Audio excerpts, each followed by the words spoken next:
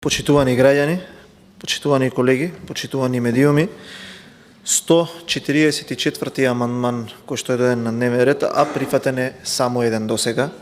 Навистина не можам да ја разберам волјата на власта, односно неволјата и расположението да се одбива сето она кое што е амандман поднесен од опозицијата. Исто право пропорционално на тоа не можем да ја разберам суштината на функционирање на продолжувањето на одмаздата кон граѓаните во општините каде што СДСМ убедливо беше поразен во првиот изборен круг за локалните избори. Она кое што е специфично е тоа што без никакво објаснување се одбиваат амандмани и покрај тоа што се вели дека оваа година ќе има 733 милиони евра за капитални инвестиции, покрај тоа што ни се читаат тука разни огласи, конкурси и некои програми во министерствата кои што треба да финансираат проекти од аспект на канализацијата, водоводот, локалните патишта и покрај тоа што знаеме дека ништо не се случува на терен. Апсолутно институциите на власта се фокусирани колку што е можно повеќе да им го загорчат работењето на градоначалниците кои што во изминатите 2 години се сосема позитивно оценети од страна на граѓаните и покрај тоа што се неспособни да ги завршат проектите во централната власт, ги кочат проектите од локалната власт и директно и индиректно преку поставување на пречки или на гилјотини секаде онаму каде што треба да креираат своји одредени политики. Она кое што може исто така да се запримети е дека таму каде што треба да се издаваат одредени лиценци за да може институциите од социјалата и образованието непречено да функционираат, се закочуваат тие издавања на документи со цел стекнување на одреден статус за полесно функционирање на самите институции, а и сите оние проекти кои што се превземени како обврска да се финансираат од централните институции, едноставно тоа и не постои. Гледам дека изминативе денови често се споменува заеднички ги гласавме, ние ви ги гласавме, вашите амандмани за предлог одлуката, па сакам таа дилема да ја расчистам во јавноста, бидејќи се кажа многу работи.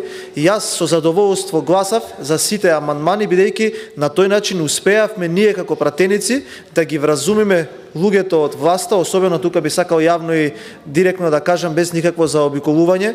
Волјата за преговори на министерот Фатмир Бесими беше особено голема за да ја свати суштината на нашите ставови дека тие средства треба да бидат потрошени во капитални инвестиции, а не на крајот од годината на таа предлог одлука да се тие средства префрлат на ЕСМ, на ЕЛЕМ за да може да се испокрадат тие пари. Туку тие пари, еве конкретно ќе кажам, ние ги заштитивме и 2 милиарди денари, односно 32 милиони евра завршија таму каде што треба да завршуваат сите пари на општините. Тоа се на капитални инвестиции. И со задоволство гласав и за проекти во општината Ѓорче Петров, Карпош, Бутел, Желино, Врапчиште, Тетово, односно се извинувам, Гостивар, а не можев да гласам и покрај тоа што поднесов амандман за чаер на улицата Дижонска и гласав за проект во општината Тетово, но едноставно тие беа одбиени од страна на власта. Зошто нив треба да ги прашате? Сега, затоа што гледам дека многу вежешти тоа кога ќе каже некој дека му се заблагодарува на председателот на ВМРО ДПМН Христијан Мицкоски, дали од дома ги донел, па ни тие пари од дома не ги донесе Ковачевски и Груби, тие се пари на граѓаните. И зошто му се заблагодаруваме на Христијан Мицкоски? Заради стратегијата да ги поттикне и да поработи со општините да спремат проекти преку кои што ќе можат веднаш и неодложно да ги реализираат проектите. Ако ги извадиме амандманите, ќе направиме една споредба. 15 амандмани, односно се извинувам, 18 амандмани за 15 општини предводени од градоначалниците на ВМРО ДПМН, денеска ако легнат на сметката, утре ќе може да биде распишана јавната набавка и проектите да се реализираат. Зошто тие општини кои што се менаџирани од СДСМ имаат само локални улички, бидејќи не биле способни да завршат и да ги изградат и да ги оформат и до завршат проектите преку кои што ќе може да ги тендерираат и да ги градат проектите. Имавме вчера една интересна дебата тука во рамките на собранието, каде што колегата Бране Петрушевски реплицираше со една почитувана колешка. Видовме таму дека тие општини каде што се предводници градоначалници на СДСМ не ги имаат завршено проектите. Токму затоа ние ги потикнувавме градоначалниците да ги изработат и затоа се заблагодарува на партискиот претседател бидејќи си ја работел работата. Така да нема потреба тоа да вежешти, бидејќи сепак сметам дека таа стратегија која што донесе до тоа 2 милиарди денари да завршат директно кај градоначалниците со проекти е сосема исправна стратегија.